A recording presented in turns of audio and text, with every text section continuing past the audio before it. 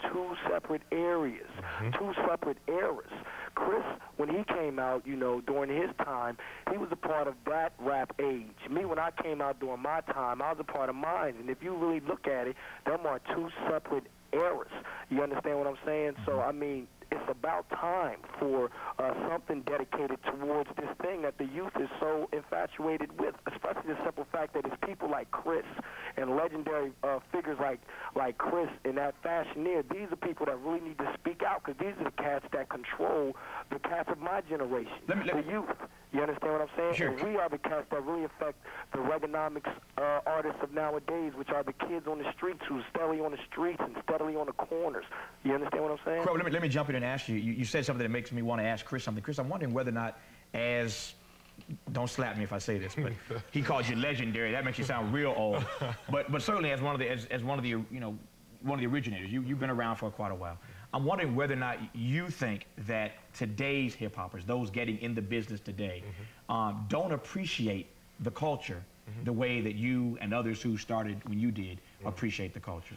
You know, I think they do. I think the youth today have more of appreciation for hip-hop than we had.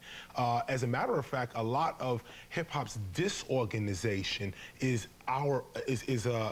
created by our own carelessness around the years 1983 to 1990. When we came out, right around the 90s, right around when Tone Loc came out, shout out to Tone Loc, of course, and Young MC, the shift of hip-hop went from cultural to corporate.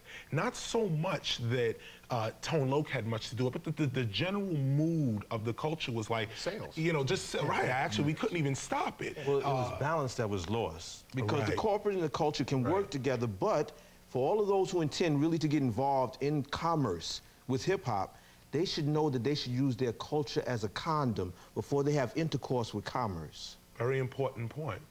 Very important. Balance is the key.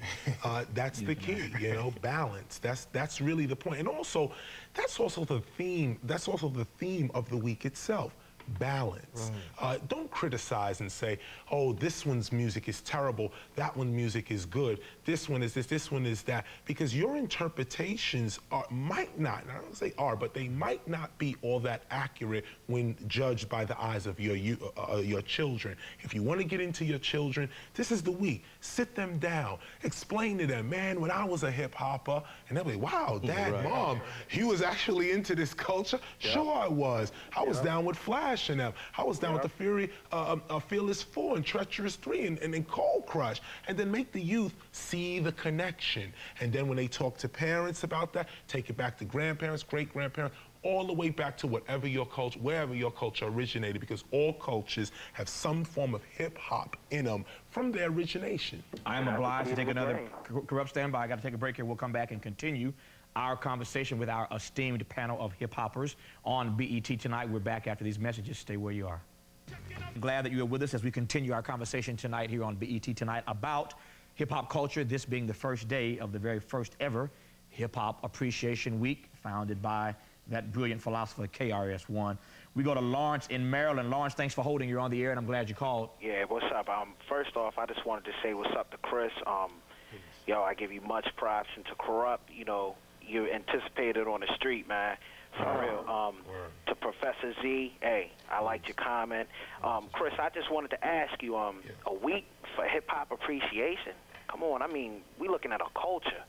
You know, we looking at, you know, we started a whole way of life. True indeed. You know what I'm saying? I mean, when I was coming out, I was banging, you know, Cold Crush and Fearless. You know, I mean, a week. What do you feel about that? I mean, well, actually, it's an excellent question.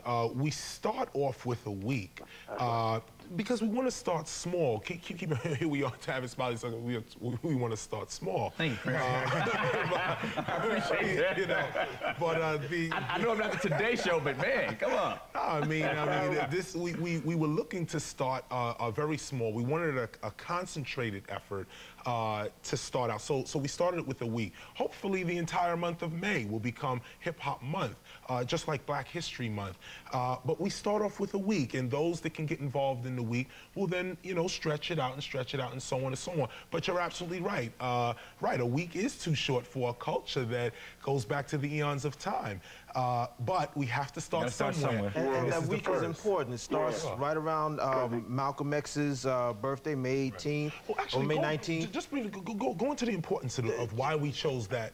The week has much spiritual significance for hip-hop as an underground expression. If you look at the point of Malcolm X, his birthday's on the 19th, but the 18th is where we started to try to encase a whole week, and ends right at that celebration of African Liberation Day, which is important for D.C. because this is where that really blew up with Kwame Ture and all of that, the All-African People's Revolutionary Party. That's right. All of that stuff is important. So you see, for hip-hop, this is hip-hop's week to get live all over the globe. And so it's only 1 week, but we're moving next, you know, eventually we'll have a month, and then we'll have 52 weeks of appreciation of hip-hop a year.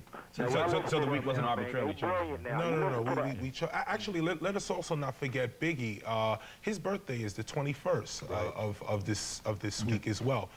Candace in Toronto, I thank you for calling. You're on BET tonight. Hello. Thank you for taking my call.